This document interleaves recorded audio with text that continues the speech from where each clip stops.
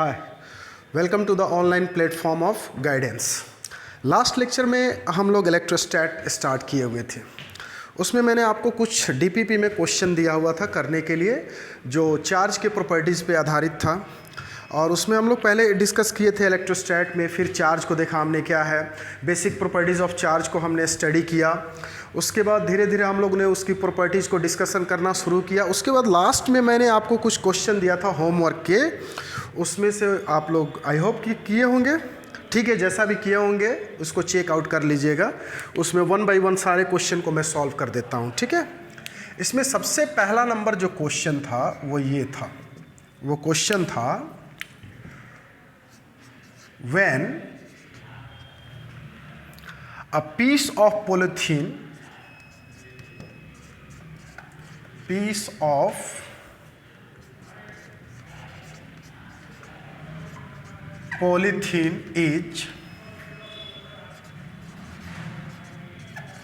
rubbed with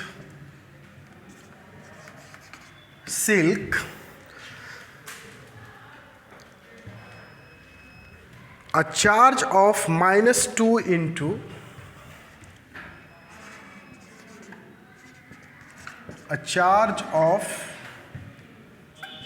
-10 to the power -7 coulomb is developed on polythene. Coulomb is developed on polythene. What is the amount of mass which is transferred to the polythene? What is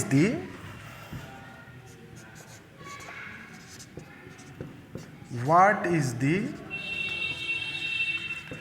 amount of mass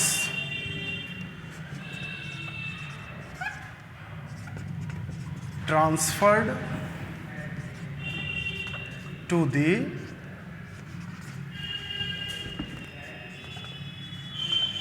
polythene? Okay, सबसे पहला question यही था बाबू। Question में क्या कह रहा था, सबसे पहले देखिए, when a piece of polythene is rubbed with silk, a charge of -2 into 10 to the power -7 coulomb is developed on polythene. What is the amount of mass transferred to the polythene? अब इसको थोड़ा सा गौर से देखिए।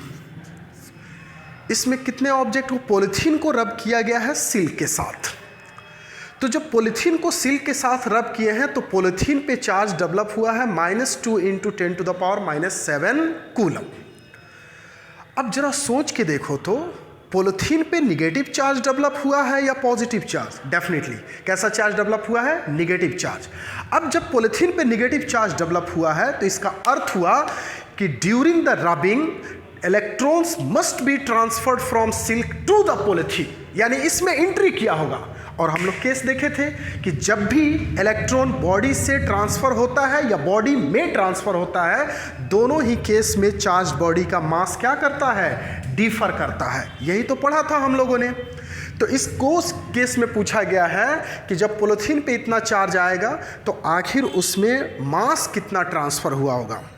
तो इसमें हम लोग लॉ यूज करेंगे, क्वांटाइजेशन लॉ। क्वांटाइजेशन लॉ क्या कहता है बाबू? Q net यानी net charge on a body is always an integral multiple of a charge on electron, यानी Q net is equal to N into E। तो therefore N is equal to Q net divided by E। अब चूंकि हम जानते हैं negative positive ये सिर्फ electron के डिफिशियंसी या एक्सेस की वजह से आता है। तो नेट चार्ज का मैग्नीट्यूड क्या है? निगेटिव पॉजिटिव तो ये बता रहा है कि बॉडी पॉजिटिवली चार्ज होगा या निगेटिवली, माइनस साइन बता रहा है कि बॉडी के अंदर इलेक्ट्रॉन आया होगा, बट मैग्नीट्यूड सिर्फ जो है वो कितना है? 2 into 10 to the power -7 coulomb divided by ई का value 1.6 into 10 to the power -19 coulomb. बिल्कुल सही। अब इसको कैंसिल करो तो बाबू C कैंसिल हो जाएगा। 10 to the power 19 से 10 to the power -7 है, ऊपर भेजेंगे तो यहाँ से हमारे पास लास्ट में जो आएगा n is equal to 2/1.6 into 10 to the power 12 हो जाएगा, 19/7। अब 1.6 से 2 को डिवाइड करोगे तो कैंसिल करने के बाद ये जो हमारा रिजल्ट आएगा वो that will be equal to 1.25 into 10⁻12। अब जरा सोच के देखो ये क्या है, नंबर ऑफ इलेक्ट्रॉन है। देखने में ये इंटीजर लग नहीं रहा है but it is an integer, क्योंकि अगर ये इंटीजर नहीं होता तो n की वैल्यू कभी पॉसिबल नहीं होती है, क्योंकि हम जानते हैं कि n अगर इंटीजर नहीं है तो ये चार्ज बॉडी पे पॉसिबल नहीं होगा। यहाँ नीचे में 100 कर दो, इसको कैंसिल करोगे तो वो तो इंटीजर आ ही जाएगा। तो ये नहीं घबराइएगा कि 1.25 है तो सर ये तो इंटीजर है ही नहीं, और जब ये इंटीजर नहीं है तो कैसे इस बॉडी पे इतना चार्ज पॉसिबल हो सकता है। बाबू मेरे ये इंटीजर है और ये चार्ज पॉसिबल है बॉडी पे। अब पॉइंट को देख के मत घबराइए, पॉइंट तो एलिमिनेट करेंगे तो वहाँ से पावर फैक्टर में कट जाएगा, और जब कटेगा तो एक नंबर ही बचेगा, और नंबर इज एन इंटीजर, क्योंकि पॉजिटिव नेगेटिव और जीरो का कलेक्शन ही तो इंटीजर है। तो n, क्यों मैंने n निकाला? n इसलिए निकाला कि अगर किसी बॉडी पे इतना चार्ज डेवलप हुआ है तो इससे पता चलेगा कि कितना इलेक्ट्रॉन बॉडी में ट्रांसफर हुआ होगा। तो इससे तो नंबर ऑफ इलेक्ट्रॉन पता चल गया कि कितना बॉडी के अंदर ट्रांसफर हुआ है, और चूंकि एक इलेक्ट्रॉन का मास हम लोग प्रॉपर्टीज में देख चुके थे तो नंबर पता चल गया। तो एक इलेक्ट्रॉन के मास से मल्टीप्लाई कर दें तो टोटल मास नहीं आ जाएगा? आ जाएगा। तो यहां पे लास्ट में हम लिखेंगे मास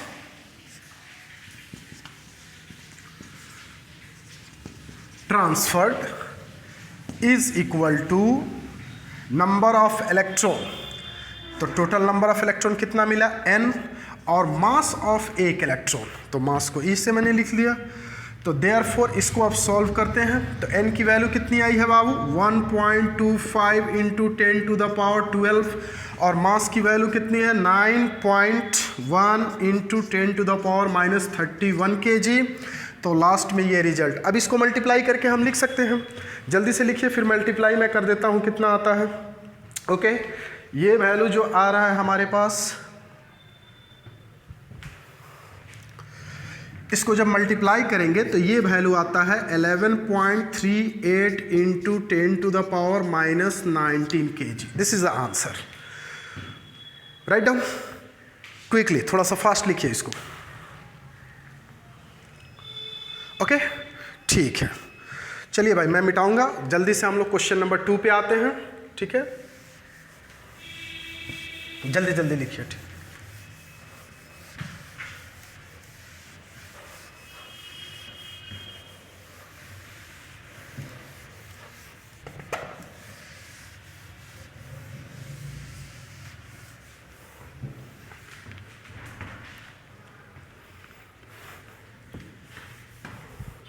अब क्वेश्चन नंबर 2 हम लोग लिखते हैं। क्वेश्चन नंबर 2 क्या कह रहा है?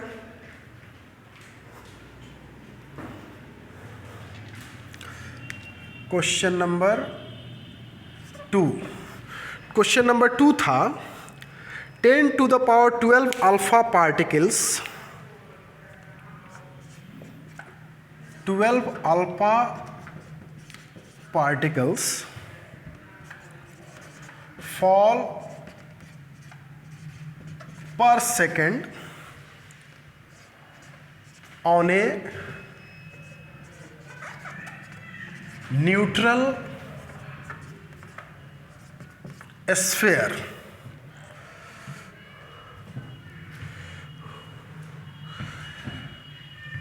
Find the time, find the time after which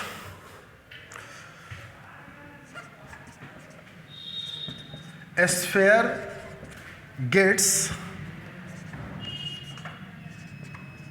a charge of 2 microcoulomb. I think question यही था, सेकंड नंबर। ओके ठीक है, यही क्वेश्चन था। तो इसमें क्वेश्चन में क्या कह रहा है भाई? 10⁻12 alpha particles fall per second on a neutral sphere. Calculate the time in which the sphere gets charged by 2 microcoulomb. ठीक है, लैंग्वेज का थोड़ा अंतर है बट क्वेश्चन का सेंस वही है। ठीक है, उसमें कैलकुलेट कर रहे हैं, मैंने इसमें फाइंड कहा है, कोई दिक्कत नहीं है, क्वेश्चन हमारा यही था। आप लोग अपने डीपीपी में लेक्चर में देख लीजिए, क्वेश्चन यही था, ठीक है। अब जरा सोच के देखो तो बाबू, किसी न्यूट्रल स्फीयर पे इलेक्ट्रॉन जो ट्रांसफर हो रहा है, सॉरी इलेक्ट्रॉन नहीं बल्कि कैसा पार्टिकल, अल्फा पार्टिकल। क्या आप जानते हैं अल्फा पार्टिकल भी चार्ज पार्टिकल है? यस, अल्फा पार्टिकल भी कैसा पार्टिकल है? Charge particle. अब इसका मैं सॉल्यूशन करता हूं। सबसे पहले देखिए, प्रत्येक सेकंड न्यूट्रल स्फीयर पे कितने अल्फा पार्टिकल्स फॉल कर रहे हैं? 10 टू द पावर 12। तो एक सेकंड में जब 10 का पावर 12 अल्फा पार्टिकल्स गिरेंगे तो 10 सेकंड के बाद कितने गिरेंगे? तो 10 से सिंपली इसमें मल्टीप्लाई कर देंगे तो पता चल जाएगा 10 सेकंड में कितने करेंगे। अगर यही केस पूछा जाता 50 सेकंड में कितने गिरते तो 50 से मल्टीप्लाई कर देते। तो मैं मान लेता हूं कि t समय में कितना गिरेगा, हम लोग मान के चल। अच्छा, एक चीज और यहां पे कलेक्टिवली सोच रहे हैं, जैसे जैसे अल्फा पार्टिकल उस पर गिरेगा, और चूंकि अल्फा पार्टिकल चार्ज पार्टिकल है तो चार्ज पार्टिकल जैसे जैसे उसमें एंट्री करेगा तो उसकी चार्ज बढ़ेगी। तो कुछ देर के बाद उस पर चार्ज एक्यूमुलेट होते होते होते होते कुछ टाइम के बाद उसकी एक्यूमुलेशन 2 माइक्रोकूलम हो जाएगी। क्वेश्चन यही पूछा जा रहा है कि कितने समय के बाद 2 माइक्रोकूलम का चार्ज डेवलप हो जाएगा। तो हम लोग मान लेते हैं कि ये काम जो है late after time t sphere gets charged by 2 microcoulomb. Okay, हम लोग कितना समय मान लिए? t समय। तो अब जरा सोच के देखो तो बाबू, तो उतने देर के बाद number of alpha particles after time t कितने के बराबर होगा बाबू? तो 10 का पावर 12 इंटू t, ये नंबर ऑफ अल्फा पार्टिकल्स हो गए। अब चूंकि अल्फा पार्टिकल चार्ज है तो अल्फा पार्टिकल पर कितना चार्ज होता है? चार्ज ऑन अल्फा पार्टिकल ये होता है पॉजिटिव चार्ज और 2e के बराबर होता है, यानी 2 और e तो है हमारा क्वांटम इलेक्ट्रॉन का चार्ज। तो अब हमारे पास तो चार्ज एक अल्फा पार्टिकल पर पता चल गया, ये नंबर ऑफ अल्फा पार्टिकल्स भी पता चल गए। तो नंबर ऑफ अल्फा पार्टिकल्स भी पता है और हर एक अल्फा पार्टिकल पर चार्ज भी पता है। तो नंबर इंटू चार्ज कर दे तो क्यू नेट नहीं आ जाएगा? आ जाएगा। तो Q net is equal to n into e, और क्यू नेट कितना है बाबू? 2 माइक्रोकूलम। तो 2 इंटू माइक्रो के लिए फैक्टर हम क्या लिख रहे हैं? 10 टू द पावर -6, और यहाँ कूलम दे दिया। नंबर कितना आया है? गौर से सोच, 10 का पावर 12 इंटू टी, और चार्ज एक अल्फा पार्टिकल पर कितने के बराबर है बाबू? तो 2 टाइम्स ई के बराबर है, और ई की वैल्यू कितनी होती है? 1.6 into 10 to the power -19 coulomb. गौर से देखते जाइए, बहुत इजी क्वेश्चन है। तो कूलम कूलम को मारा गोली, 2 ने 2 को मारा, तो इस साइड में सिर्फ बचा 10 टू द पावर -6, और इधर क्या बचा? 10 टू द पावर 12। अब इसको अगर हेर फेर करते हैं तो यहाँ मैं लिख देता हूँ t, इसमें अलग करो बाबू, तो ऊपर में क्या बचेगा? 10 टू द पावर -6, नीचे में क्या आएगा? 10 टू द पावर 12। देखते जाओ, 10 to the power -6 divided by 10 to the power 12 into 1.6 into 10 to the power -19, और ये टाइम किस में आएगा? सेकंड में आएगा। 12 ऊपर जाएगा तो माइनस में जाएगा। t is equal to 10 to the power -18 divided by 1.6 into 10 to the power -19 second. अब इसको अगर हम लोग कैंसिल करें तो कैंसिल करने के बाद इसकी वैल्यू निकालेंगे हम लोग टाइम का। अब बस छोटा सा सवाल है, तो लास्ट में इसको कैंसिल करते हैं, तो यहाँ मैं लिख देता हूँ कैंसिल करके, इस रिजल्ट की वैल्यू आ रही है 6.25 सेकेंड। गौर से देखिएगा, टाइम की वैल्यू कितनी आ गई? Time is equal to 6.25 second. ये था हमारा question number 2। I think question clear हुआ? ओके, थोड़ा फास्ट लिखिए, इतना समय हम लोग के पास नहीं लगता। आपको पता है मेडिकल में एक क्वेश्चन के लिए मात्र आपको 1 मिनट ही मिलेगा, और 1 मिनट नहीं, बस आपको 30 से 45 सेकंड में ही आपको सॉल्व करना होगा। ठीक है, जल्दी से क्विकली थोड़ा लिखिए तो बाबू। ओके, ठीक है भाई, चलिए क्वेश्चन नंबर 3 पे आया जाए। ठीक है, आप लोग लिखिए डीपीपी में जो क्वेश्चन नंबर 3 था। देखिए मैं इधर मिटा रहा हूँ, तब तक लिख रहा हूँ।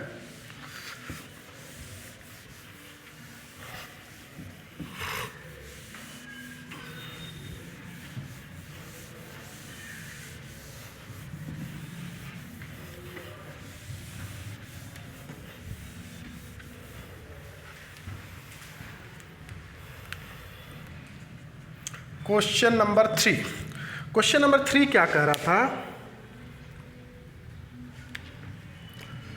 मैं लिख देता हूं। इन a neutral sphere 5 × 10⁻21 electrons are present. If 10%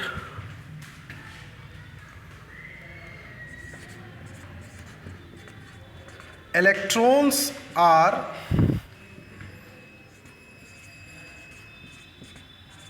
removed, then calculate the charge on the sphere removed, then calculate the charge on the sphere. Okay, यही था हमारा क्वेश्चन नंबर। पढ़ो तो जल्दी फटाफट, क्या कर रहा है। कैसा स्फीयर है बाबू? न्यूट्रल स्फीयर है। इस न्यूट्रल स्फीयर में नंबर ऑफ प्रोटॉन और नंबर ऑफ इलेक्ट्रॉन की संख्या क्या है? सेम है। और नंबर ऑफ इलेक्ट्रॉन की संख्या दी हुई है 5 × 10⁻21। This is the number of electrons. अब क्या किया गया है इसमें से? इसमें से किया क्या गया है, 10% इलेक्ट्रॉन को रिमूव कर दिया गया है।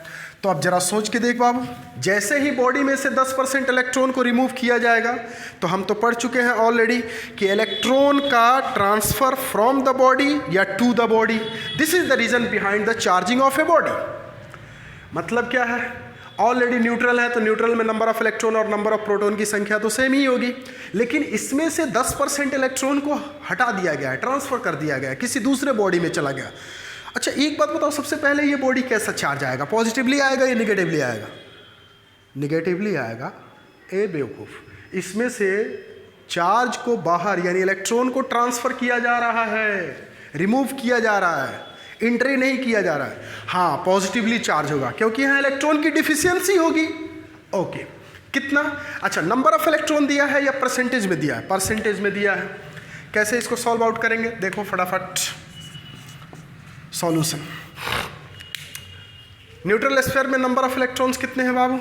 इतना न्यूट्रल है। कितना परसेंट रिमूव किया गया है? उतना। तो रिमेनिंग कितना होगा? तो हम लोग एक लाइन में चाहें तो इसको सॉल्व कर सकते हैं।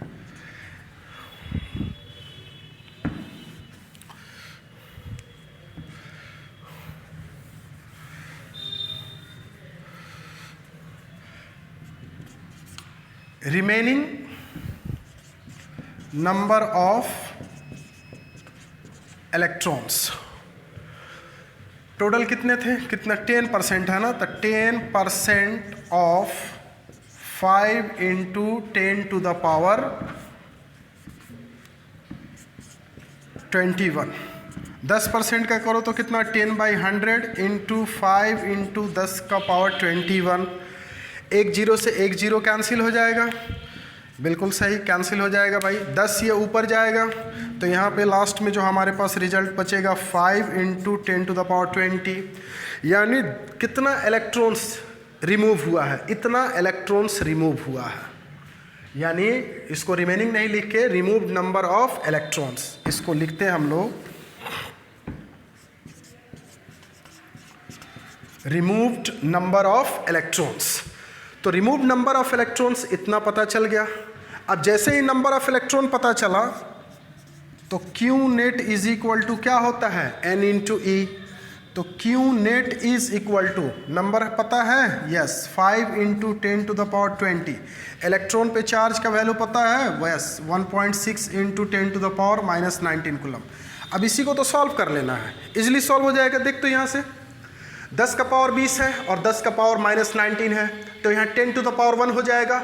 1.6 से 5 में मल्टीप्लाई करेंगे तो 8 होगा, और चूंकि ऊपर में 10 बचेगा तो एक लाइन में इसका आंसर निकालेंगे। तो Q net is equal to 5 और 1.6 को मल्टीप्लाई करेंगे तो कितना हो गया, 8 इंटू ऊपर में क्या बच रहा है, 10, तो 10 is equal to 80 coulomb. Answer आया था, यस।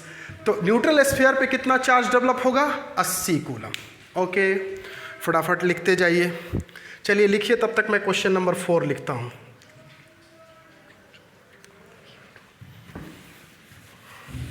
ऊपर मिटा है, यस।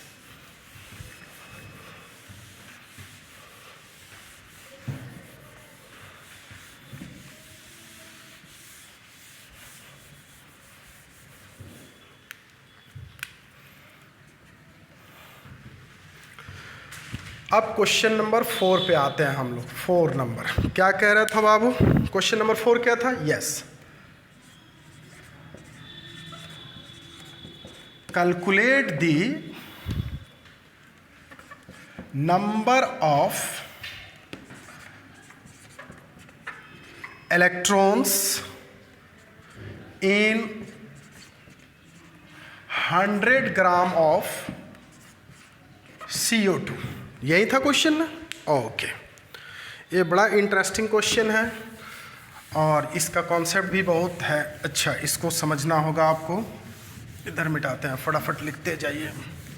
देखो क्वेश्चन और न्यूमेरिकल जो है मैं इतना स्लोली नहीं बनाता हूँ, ठीक है, बहुत फास्ट आपको कैलकुलेशन होना चाहिए इसमें।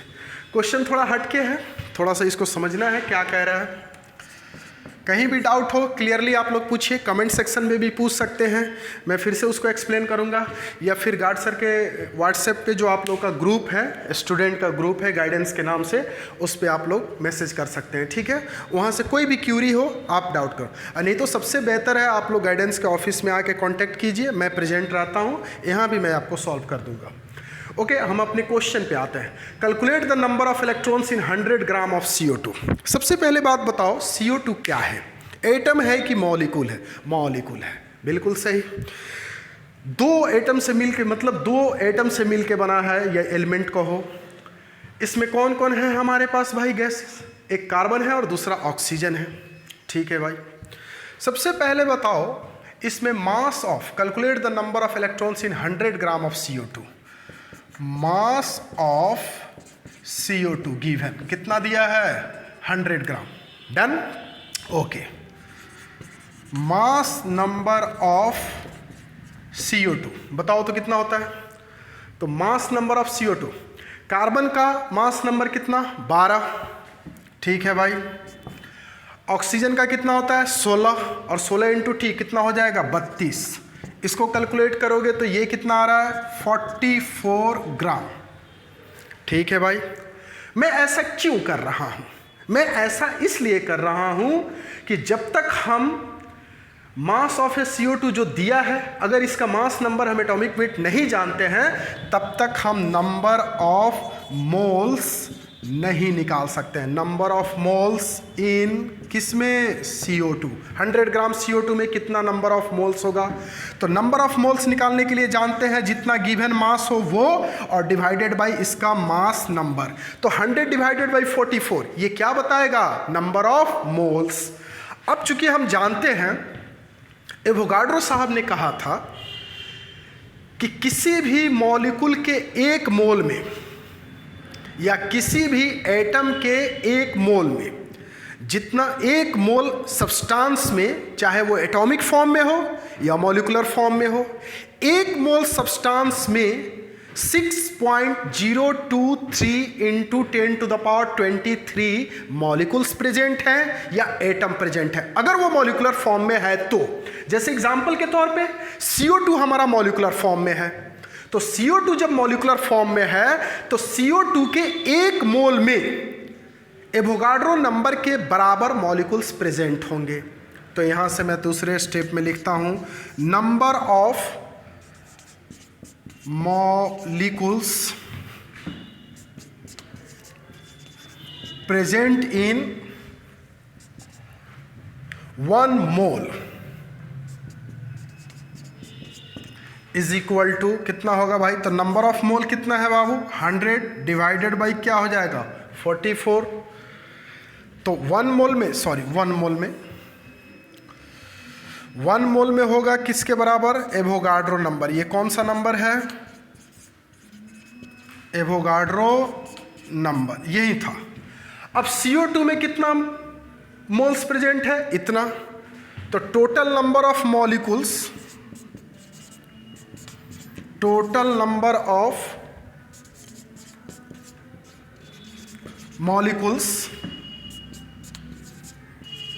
Present is equal to number of moles, बताओ कितना होगा? 100/44 इंटू Na। एवोगाड्रो नंबर मैं बाद में लिख दूंगा, Na सिंबल अभी लिख रहा हूं। ओके, ठीक है। अब इससे तो पता चल गया कि कितना total number of molecules 100 gram CO2 में प्रेजेंट है। अब जरा सोच के देख, इस CO2 के एक मॉलिक्यूल में इलेक्ट्रॉन कितना होगा? तो कार्बन का एटॉमिक नंबर है कितना? 6। ऑक्सीजन का कितना है? 8। तो इसमें कितना प्रेजेंट होगा? 6। और O2 में प्रेजेंट होगा 8 दूना 16, यानी 16 और 6 कितना होगा? 22। तो number of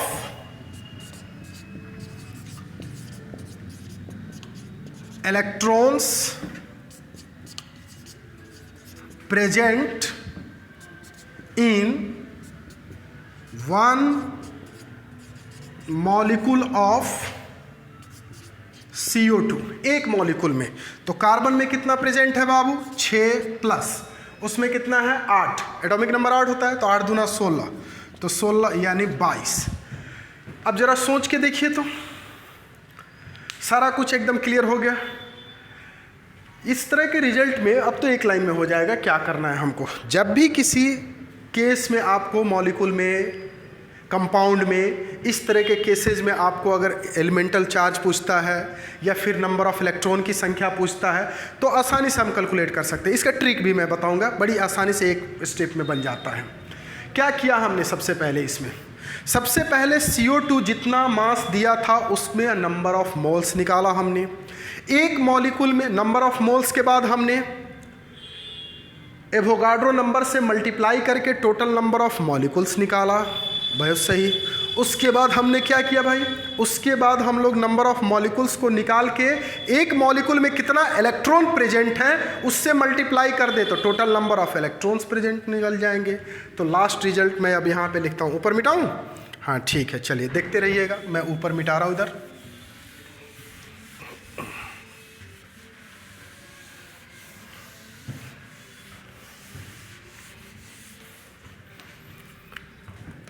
Therefore, total number of electrons present in 100 gram of CO2 कैसे कैसे निकाला बाबू? देखो कैसे निकाला। सबसे पहले नंबर ऑफ मोल्स यानी 100/4। एक मोल, इससे क्या पता चल गया? नंबर, सॉरी ये कितना था? 44। 100/44 ये है नंबर ऑफ मोल्स। एक मोल में एवोगाड्रो नंबर यानी Na, ठीक है भाई।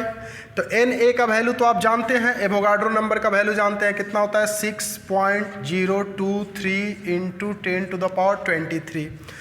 इससे निकल जाएगा नंबर ऑफ मॉलिक्यूल की संख्या। अब फिर से एक मॉलिक्यूल में कितना इलेक्ट्रॉन प्रेजेंट था भाई? 22। तो इससे मल्टीप्लाई कर देंगे तो हमारा total number of electrons present in CO2 पता चल जाएगा। सिंपल है एकदम। अब इसको मल्टीप्लाई करता हूं मैं, देखो आसानी से कैंसिल हो जाएगा। 22 से कैंसिल करेंगे, 2 बार में कैंसिल हो जाएगा। 100 है ऊपर में, पावर में मल्टीप्लाई होगा तो 10⁻25 हो जाएगा। 2 से 6 को काटेंगे तो 3 पॉइंट समथिंग आएगा। राउंडिंग नंबर में मैं 3 ले लेता हूँ भाई, 0 को उधर हटाता हूँ, तो 10⁻25 इंटीजर है कि नहीं है? यस। तो 3 into 10⁻25 number of electrons 100 gram CO2 में प्रेजेंट होगा।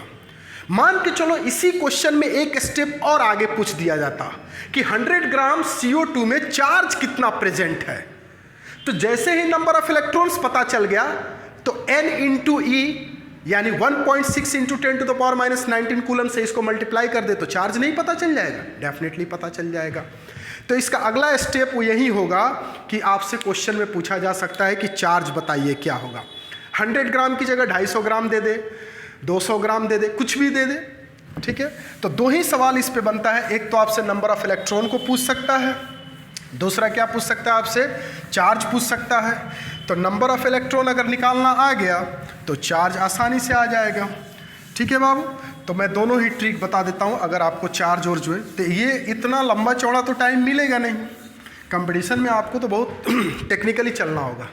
तो यहाँ आप ट्रिक लिखो। ट्रिक क्या है? शॉर्ट फॉर्म है भाई, ट्रिक फ्रिक कुछ नहीं होता है, जो हम लोग समझते हैं उसी को इजी कर लेते हैं। सबसे पहले हम लोग निकालेंगे नंबर ऑफ इलेक्ट्रॉन्स निकालने का तरीका, नंबर ऑफ इलेक्ट्रॉन। तो सबसे पहले क्या लिखना होगा? Number of moles. बहुत अच्छे। नंबर ऑफ मोल्स को हम मल्टीप्लाई करेंगे किससे? एवोगाड्रो नंबर से। बहुत अच्छा। नंबर ऑफ मोल्स को मल्टीप्लाई किया एवोगाड्रो, उसके बाद हम लोग number of electrons present in compound या मॉलिक्यूल। ओके, इस एक लाइन से अब नंबर ऑफ मोल्स निकालना जानते हैं, मास को एटॉमिक नंबर से डिवाइड मास नंबर से डिवाइड कर दो, निकल जाएगा। Na का वैल्यू जानते हो, नंबर ऑफ इलेक्ट्रॉन्स गिन के एटॉमिक नंबर से निकाल लोगे, मॉलिक्यूल हो या कंपाउंड, इससे आपको निकल जाएगा नंबर ऑफ इलेक्ट्रॉन्स। दूसरा, चार्ज निकालने का तरीका। चार्ज कैसे निकालेंगे भाई? तो चार्ज निकालने में एक step, number of moles into Avogadro number into number of electrons और इंटू एक छोटा सा हम यूज करेंगे ई। इस पूरे कहानी से ये ऊपर वाला ही है। इससे आपको क्या पता चलेगा? इससे आपको पता चलेगा नंबर ऑफ इलेक्ट्रॉन की संख्या गिवन मास में पता चलेगी। और चूंकि n इंटू ई से पता करेंगे तो यहाँ पे Q नेट पता चल जाएगा, number of electrons. Q net number of electrons किस पर आ रहा है? n, और वो क्या है? E। शॉर्ट में लिख लीजिए। समझ में आ रही है बात? ऐसे क्वेश्चन को। ओके, चलो आप लिखो, मैं 5 नंबर क्वेश्चन पे आता हूँ। चलिए, ऊपर मिटाए? यस।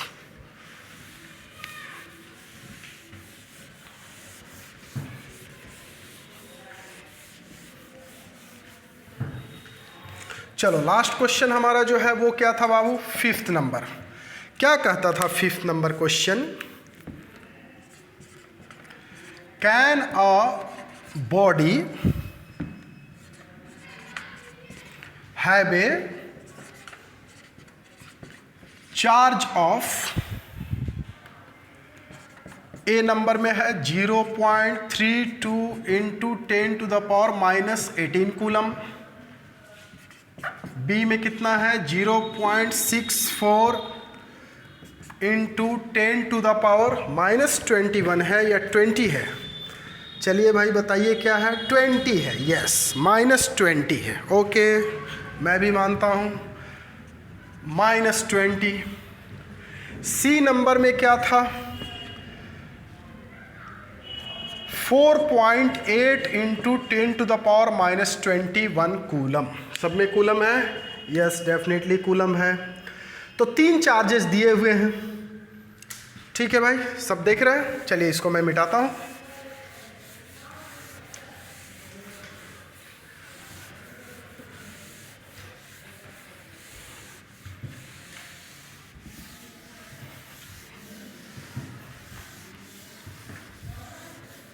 आ जाइए फटाफट, इसका सॉल्यूशन करें हम लोग। देखो क्वेश्चन में क्या पूछ रहा है? Can a body have a charge of 0.32 into 10⁻⁻18 coulomb, 0.64 into 10⁻⁻20 coulomb, और तीसरा है 4.8 इंटू 10⁻⁻20 कूलम। क्या ये चार्ज इतना बॉडी पे पॉसिबल है? क्या चार्ज का कोई भी वैल्यू बॉडी पे पॉसिबल है? नहीं। क्वांटाइजेशन लॉ कहता है कि चार्ज का वैल्यू वही हो सकता है जो ई का इंटीग्रल मल्टीपल होगा अथवा नहीं होगा। तो मैंने आपको पढ़ाते समय उसमें बताया भी था कि क्वांटाइजेशन लॉ से हम जानते हैं Q net is equal to N into E. Got my point? तो N इज इक्वल टू क्या होगा? Q net by E. हाँ या ना? यस। अब इसमें ऑप्शन नंबर, पहला नंबर क्वेश्चन जो था, तो पहले नंबर क्वेश्चन के लिए नंबर ऑफ इलेक्ट्रॉन्स को पता करो। तो नेट चार्ज की वैल्यू कितनी है? 0.32 into 10 to the power minus 18 coulomb divided by ई का वैल्यू जानते हो 1.6 into 10 to the power minus 19 coulomb. Cancel कर मेरे भाई, 1.6 से इसको कैंसिल करेंगे तो ये 0.2, 10 टू द पावर माइनस 19 है, ऊपर जाएगा तो प्लस हो जाएगा। सी ने सी को मारा, सी ने सी को मारा, 10 टू द पावर माइनस, तो इंटू ऊपर में क्या बचेगा? 10 को 0.2 से मल्टीप्लाई कर कितना आएगा? तो 2 आएगा। 20 तो नहीं आएगा, 2। अब जरा पकड़ के देख तो n is equal to 2। 2 is an integer और not? Yes, definitely it is an integer. So this charge is possible. Yes, it is possible. Yes, it is possible. आ जा भाई फटाफट सेकंड नंबर पे, बी नंबर पे checkout कर। इसके लिए n की वैल्यू निकालते हैं। n इज इक्वल टू क्या है भाई? 0.64 into 10 to the power minus 20 coulomb divided by e बोले तो 1.6 into 10 to the power minus 19 coulomb.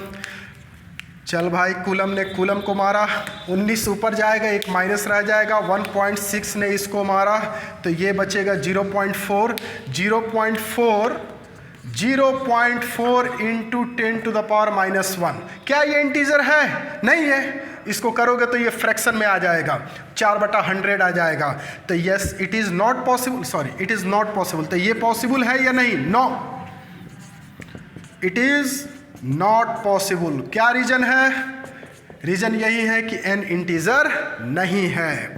C last में, इसके लिए n निकाल फटाफट। 0.64 into 10 to the power minus 20 divided by 1.6 into 10 to the power minus 19 coulomb.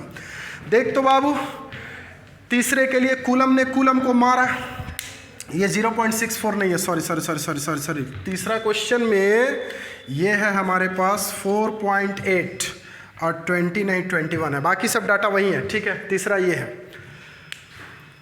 अब 19 ऊपर में जाएगा, इससे ये कैंसिल होगा कितनी बार में? 16 3 ऊपर में 19 और 21। तो यहाँ से लास्ट में जो हमारे पास रिजल्ट बचेगा n is equal to 3 into 21 है, 19 प्लस में जाएगा तो 10 टू द पावर माइनस 2। क्या ये इंटीजर है? नहीं है। No, it is not possible. ये फ्रैक्शन में आ जाएगा। तो इन तीनों चार्जेज में से केवल ए वाला चार्ज बॉडी पे पॉसिबल है, बाकी दो चार्ज पॉसिबल नहीं है। आई होप कि आपको सारा ये क्वेश्चन समझ में आ गया होगा, ठीक है। नेक्स्ट लेक्चर में हम लोग जल्दी मिलते हैं आगे। एक एक स्टेप आपको करते जाना है, ठीक है।